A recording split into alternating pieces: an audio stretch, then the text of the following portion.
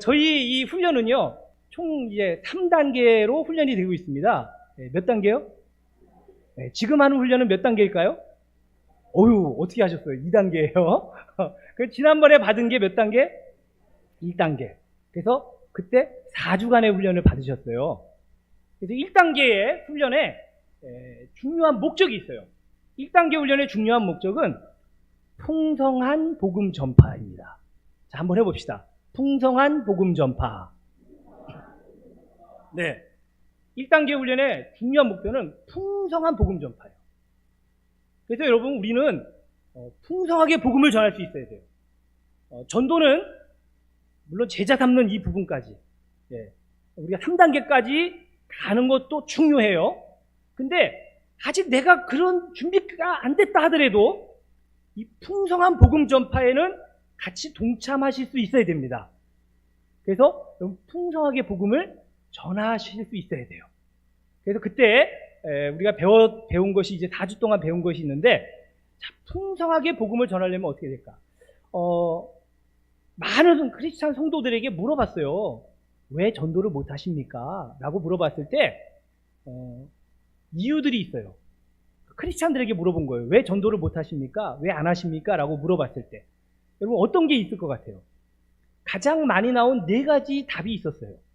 무엇인 것 같습니까? 아마 여러분들에게도 아마 이유가 있을 거예요. 내가 전도 잘 못하는 이유.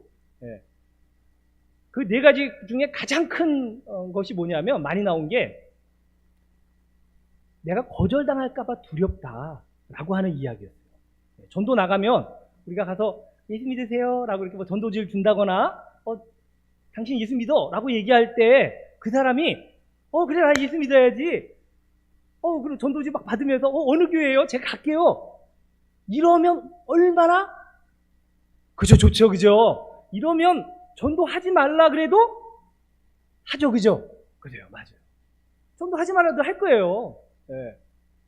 근데 사람들은 막 거절도 하고요.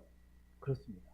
그래서 우리가 그때 첫째 주에 배운 게 뭐냐면, 첫째 주에 배운 게 바로 풍성하게 복음을 전하면서 준비된 사람을 찾아야 한다라는 것을 배웠어요. 기억 이제 조금 나시나요?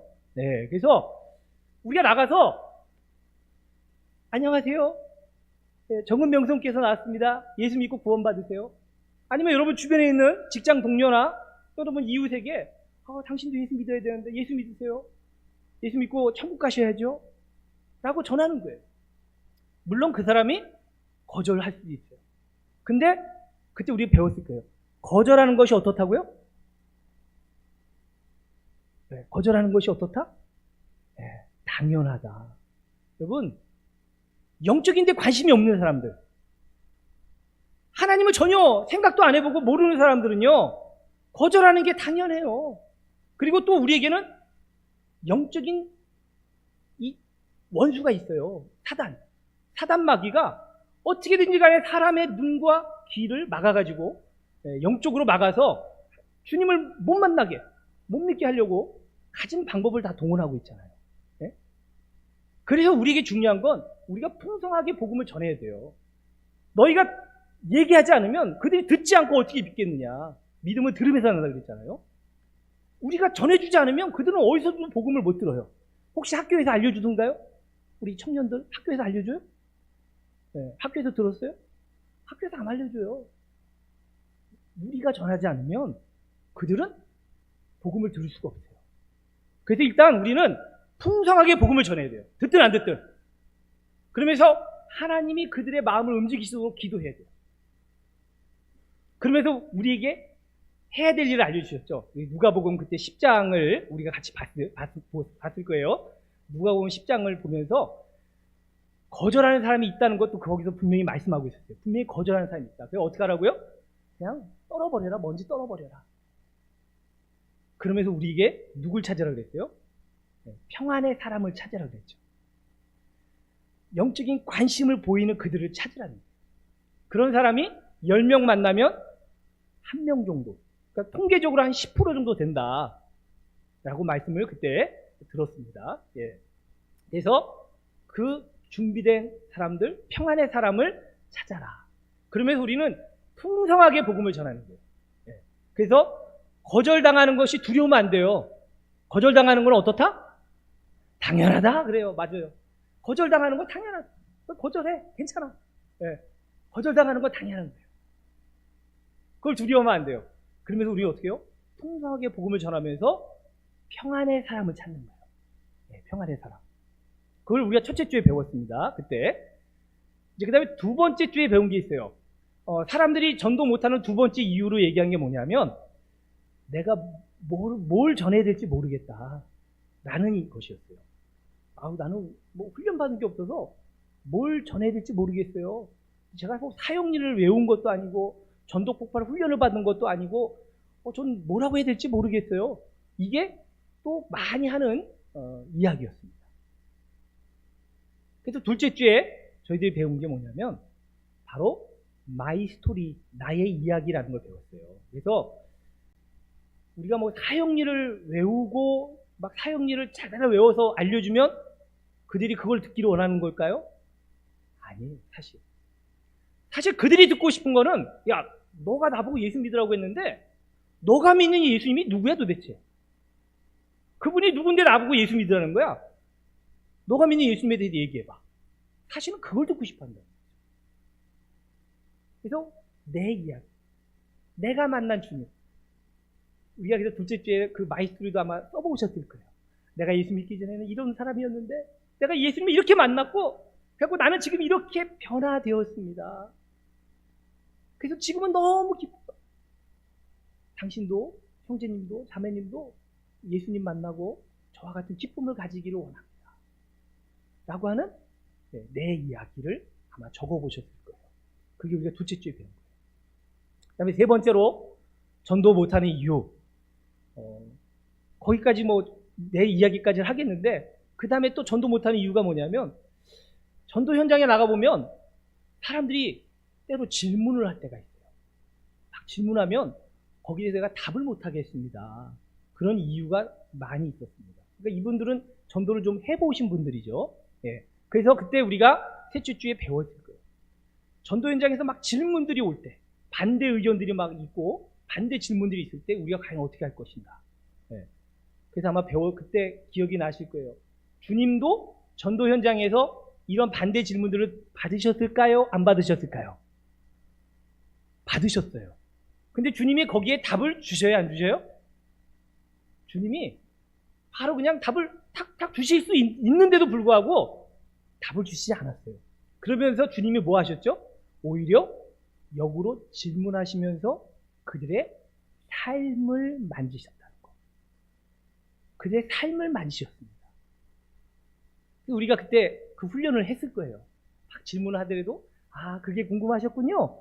그런데 요즘 삶에 참 어려움이 있으시다면서요? 제가 당신을 위해서 기도해 드릴게요.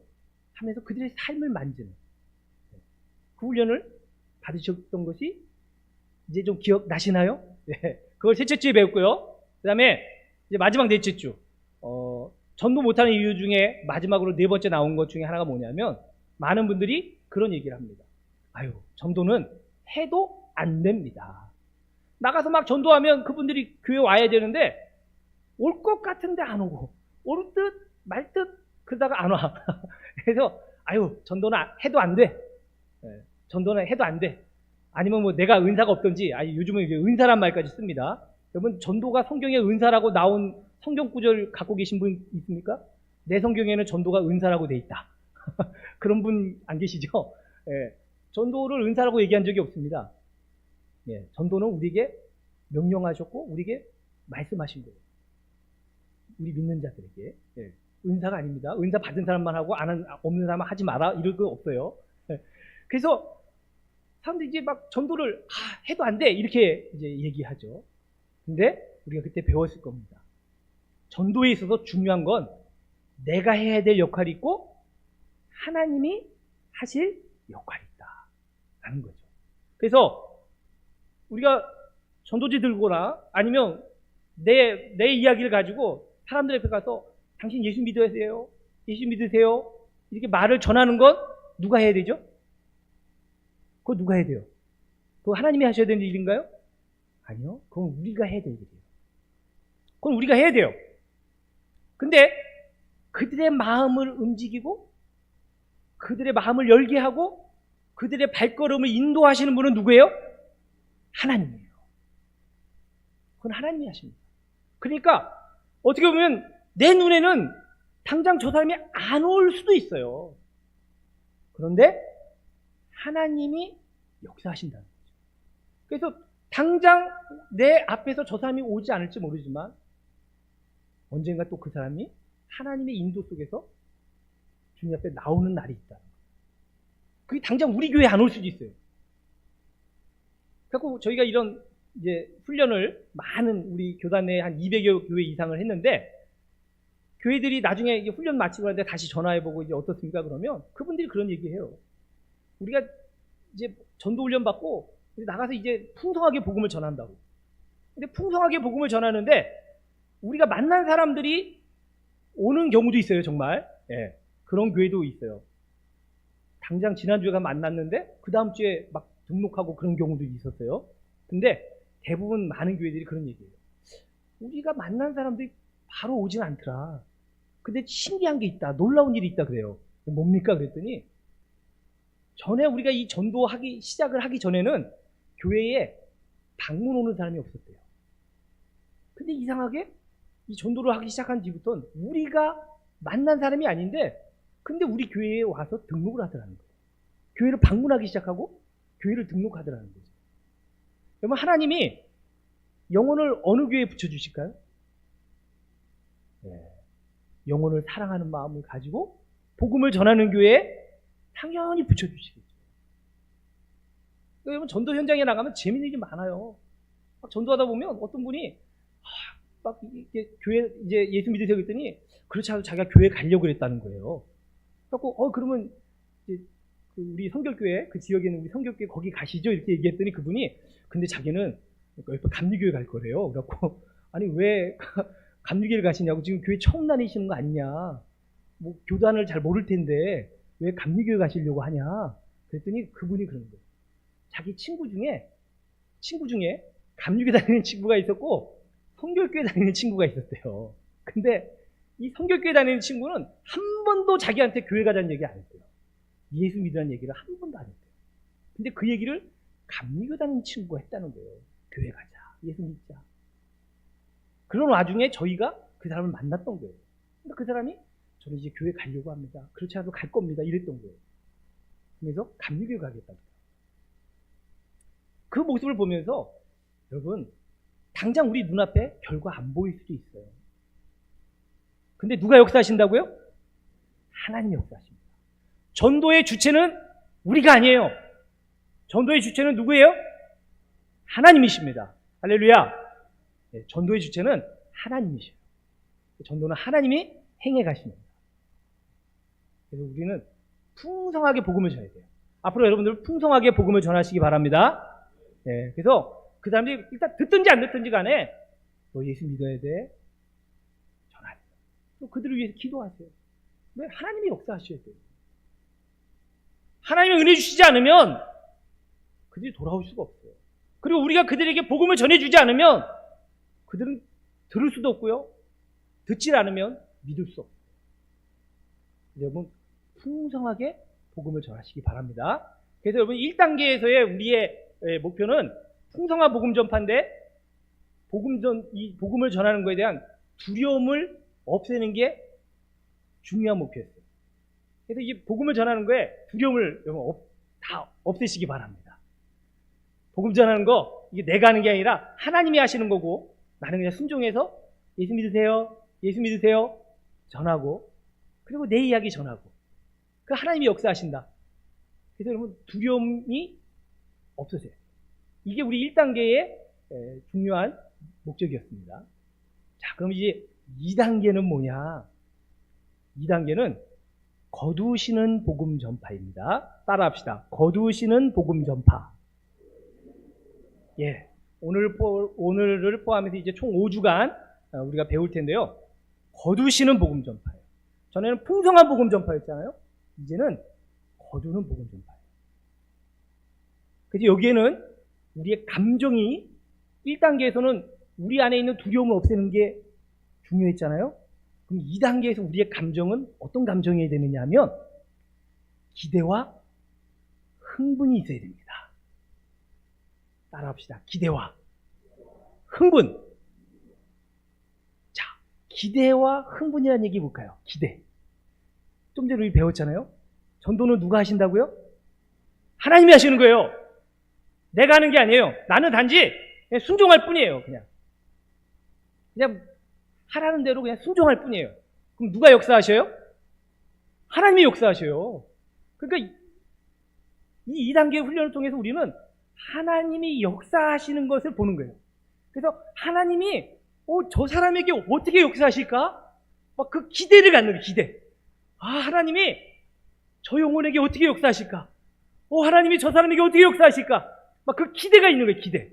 그리고 그 기대와 함께 내가 그대로 순종했더니 하나님이 역사하시는 역사를 보는 거예요. 그러면 하나님의 역사를 보니까 어때요?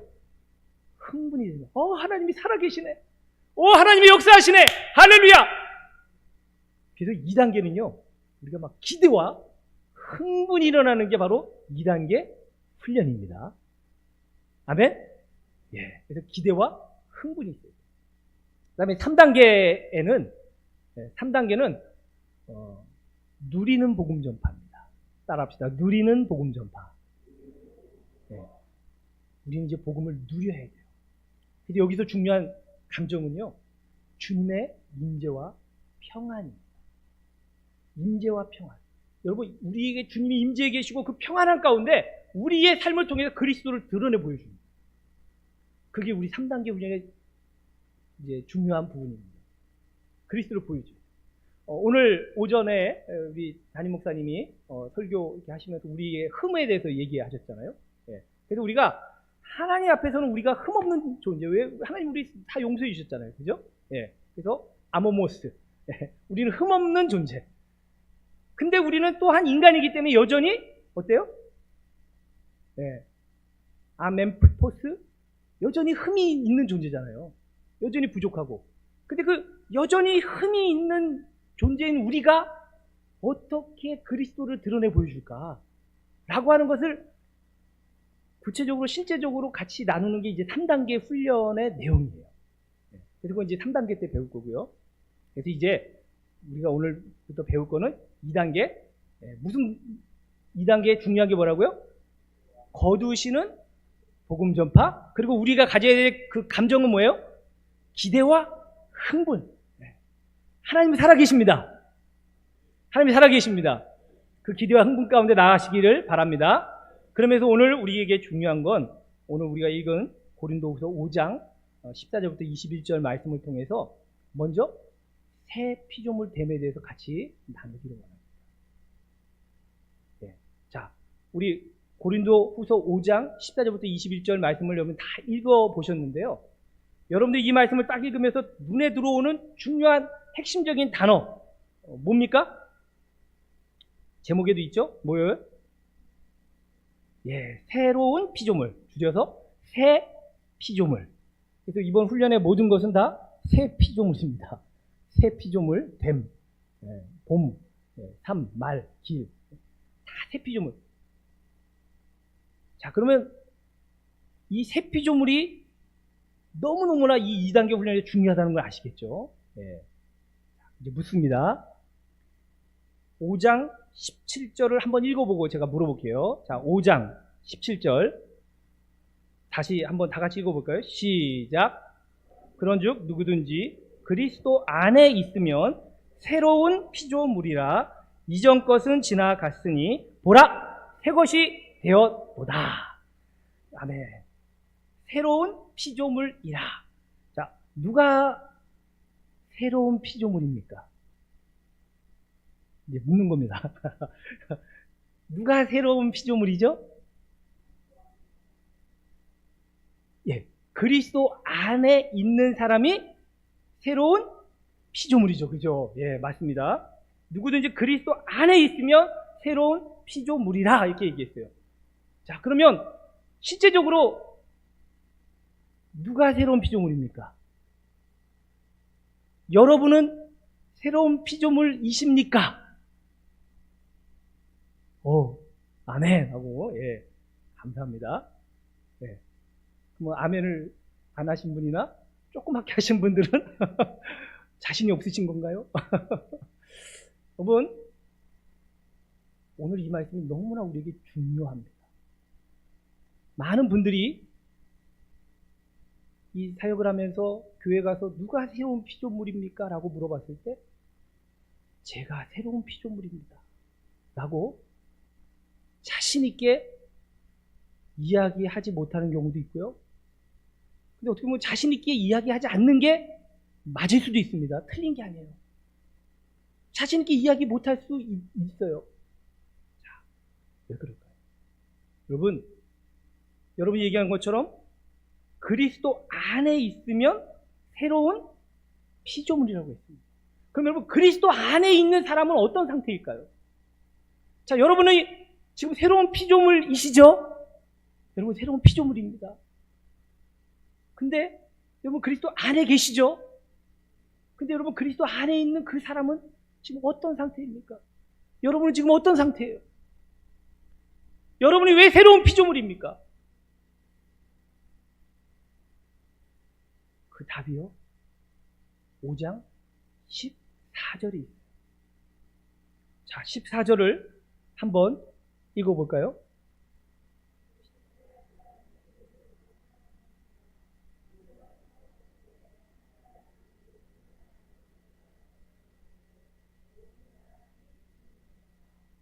아멘.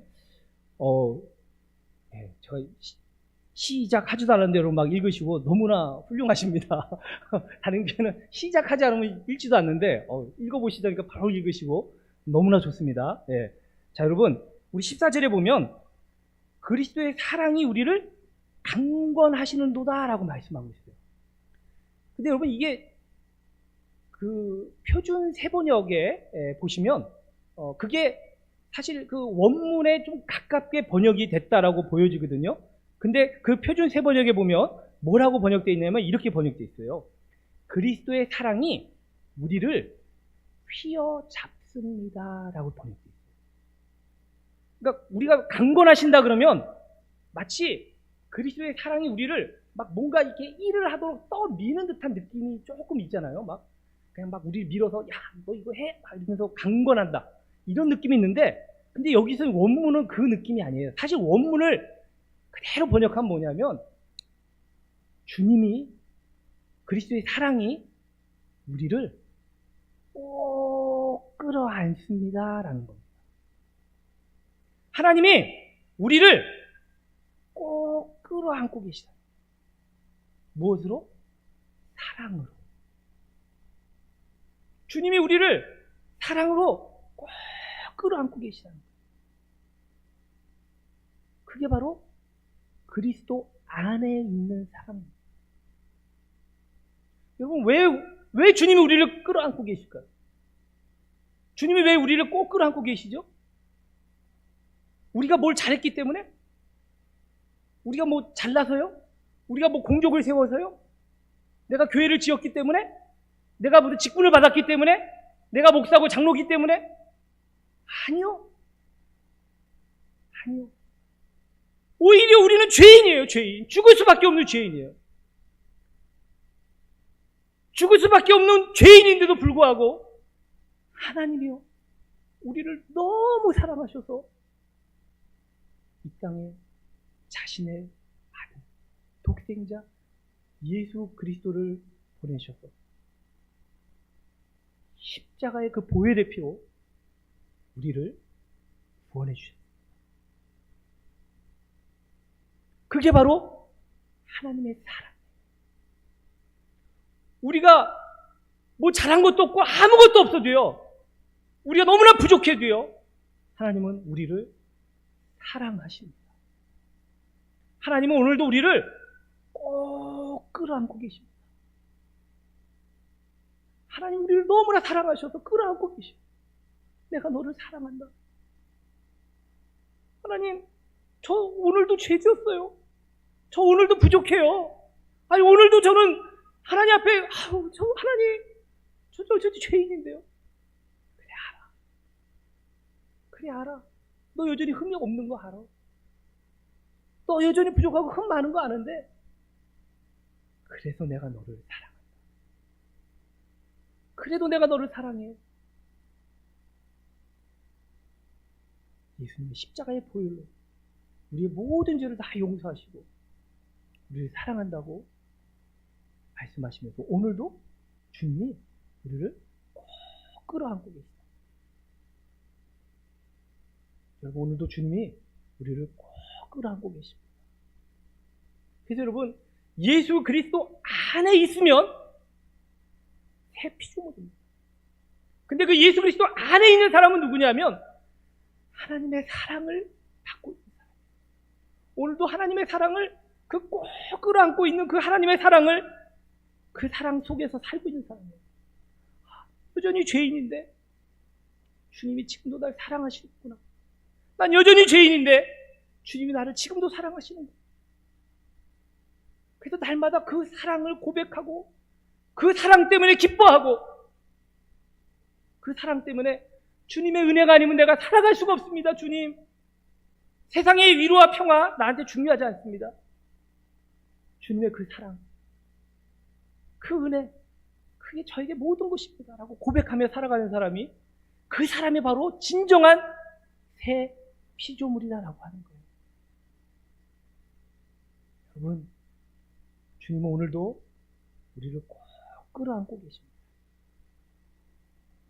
난 여전히 죄인인데요, 그래도 꼭 끌어안고 계십니다.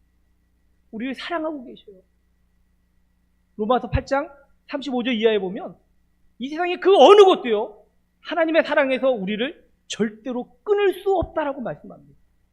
이 세상의 고난이든지 사망이든지 높음이나 기쁨이나 그 어떤 것도 우리를 하나님의 사랑에서 절대로 끊을 수 없다라고 말씀하고 있습니다. 하나님은 오늘도 우리를 사랑하고 계십니다. 우리를 꼭 끌어안고 계십니다. 그래서 이제 우리 새 피조물의 삶은 어떤 삶이에요? 우리 새 피조물의 삶을 15절에서 얘기하고 있습니다. 15절 한번 다 같이 읽어볼까요? 15절 시작.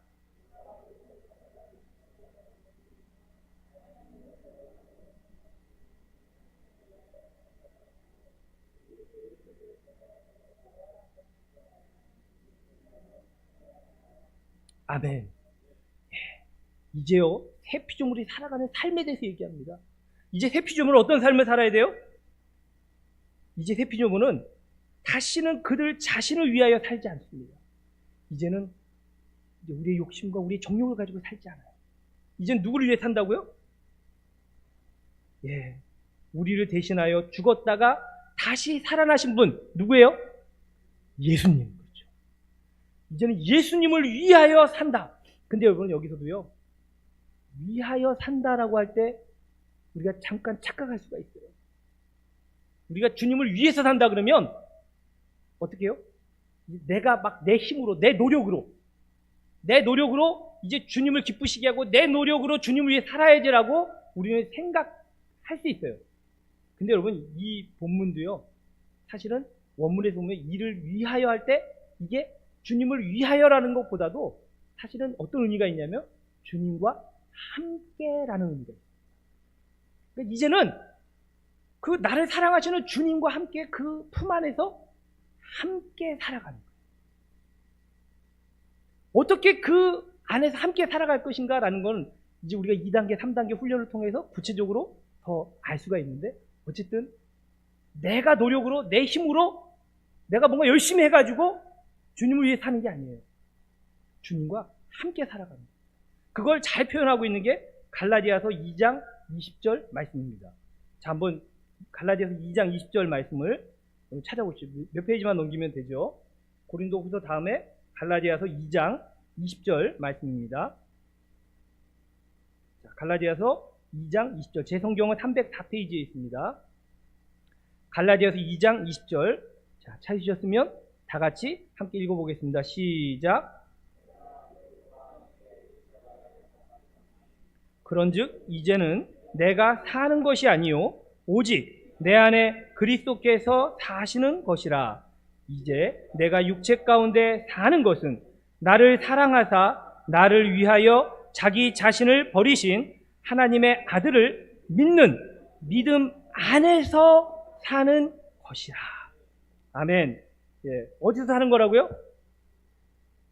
예, 이제는 하나님의 아들을, 예수 그리스도를 믿는 믿음 안에서 사는 것입니다. 그분은 저 멀리 계시고 이제 내가 그분을 위해서 내 노력으로 사는 게 아니라 그분 안에서 사는 거예요. 그 믿음 안에서 그분과 함께 살아가는 거예요. 그럼 신앙생활을 내가 내 힘으로 한다는 건요, 사실 불가능합니다. 만약에 내 힘으로 하나님을 기쁘시게 할 수 있다? 그러면 여러분, 주님이 십자가에 죽으실 이유가 없어요.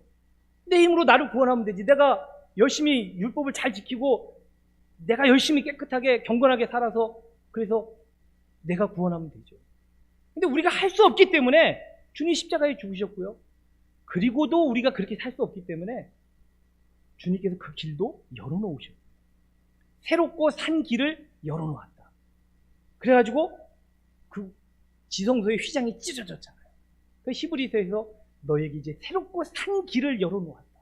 이제 우리는 그 새롭고 산 길 가운데로 살아가는 거예요. 그게 뭐냐면 바로 나를 위해 죽으신 예수 그리스도와 함께 살아가는 거예요. 그분과 함께, 그분을 믿는 그 믿음 안에서 살아가는 사람이 누구예요? 그 사람이 바로 새 피조물입니다. 그 사람이 바로 새로운 피조물이에요. 그래서 새로운 피조물이 되면 이 새로운 피조물에게 하나님이 맡기신 말씀이 있어요. 부탁하신 말씀이 있어요. 무엇을 부탁하셨죠? 다시 고린도후서 5장으로 돌아오시면 19절에 보면 우리에게 부탁하신 말씀이 있습니다. 19절. 자, 19절 다 같이 읽어볼까요? 시작. 하나님께서 그리스도 안에 계시사 세상을 자기와 화목하게 하시며 그들의 죄를 그들에게 돌리지 아니하시고 화목하게 하는 말씀을 우리에게 부탁하셨느니라. 우리에게 화목의 직분을 맡겨주셨고요. 화목하게 하는 말씀을 우리에게 맡겨주셨어요. 그래서 표준 세번역에 보면 조금 쉽게 나와 있습니다.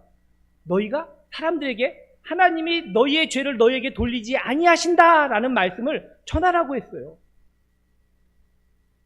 하나님이 우리의 죄를 우리에게 돌리셨나요? 아니요, 안 돌리셨어요. 하나님이 우리의 죄를 우리에게 돌리지 않으시고요, 용서해 주셨어요. 하나님이 나 같은 죄인도 용서해 주셨어요. 나 같은 죄인도. 그래서 이제는 뭐예요? 야, 하나님이 나 같은 몸도 사랑하시고 하나님이 너도 사랑하시고 너 죄가 있어도 하나님도 사랑하시고 오늘도 하나님이 너를 사랑하신다니까? 이 말을 전하는 것을 부탁하셨다는 거예요.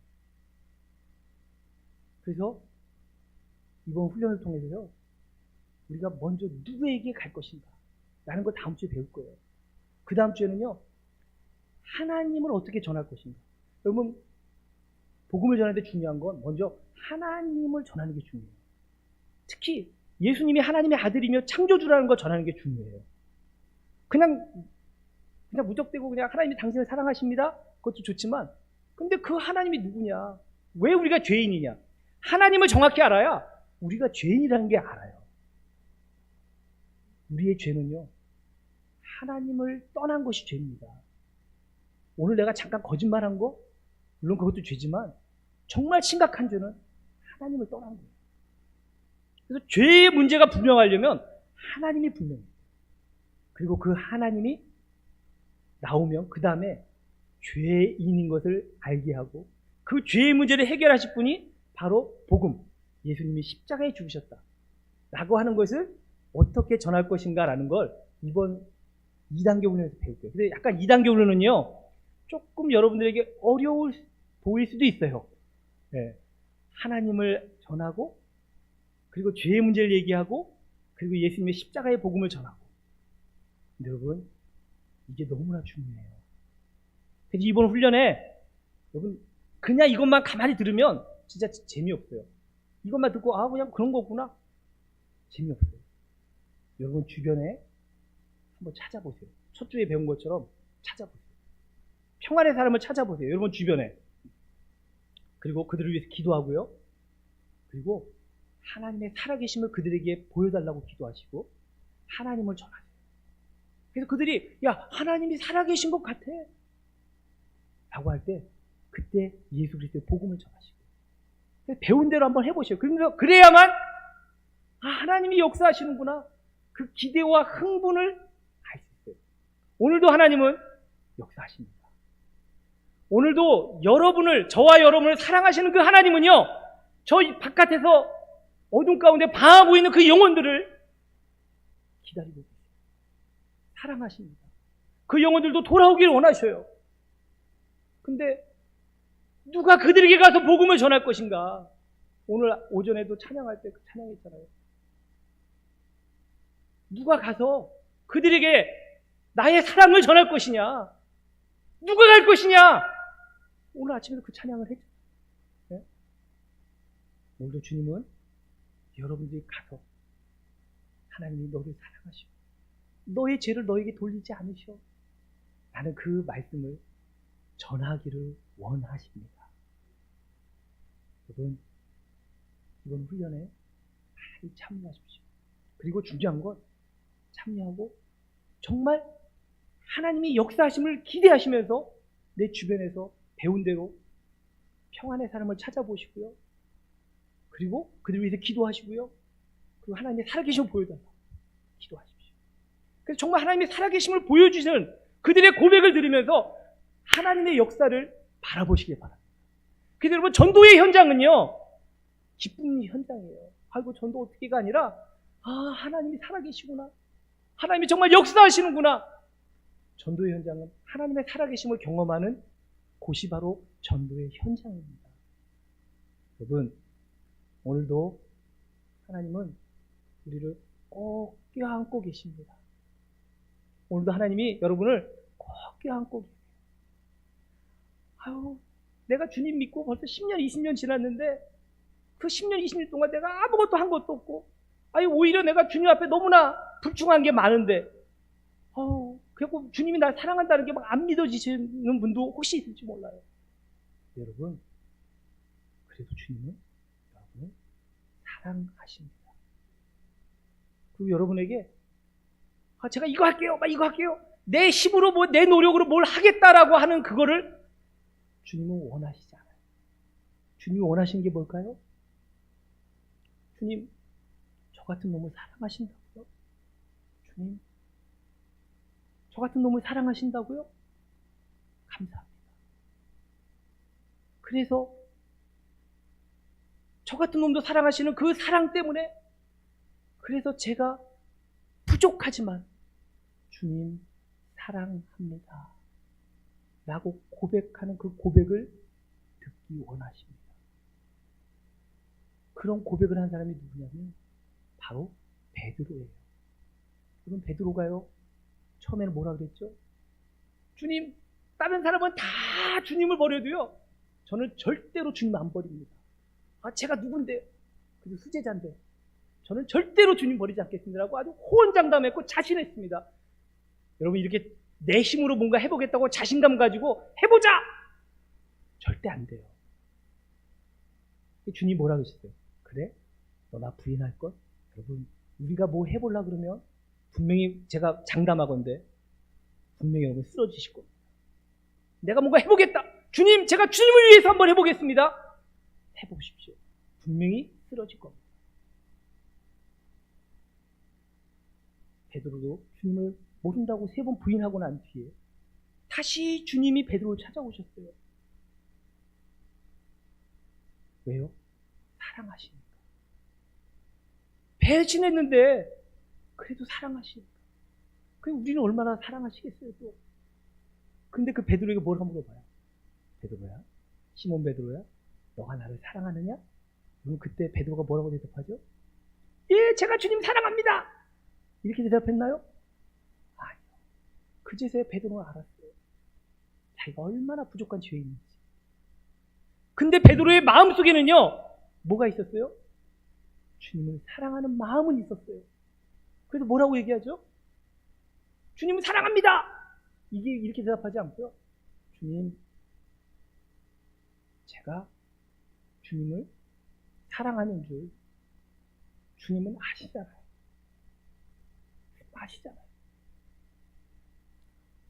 제가 막 자신 있게 뭘 못해요.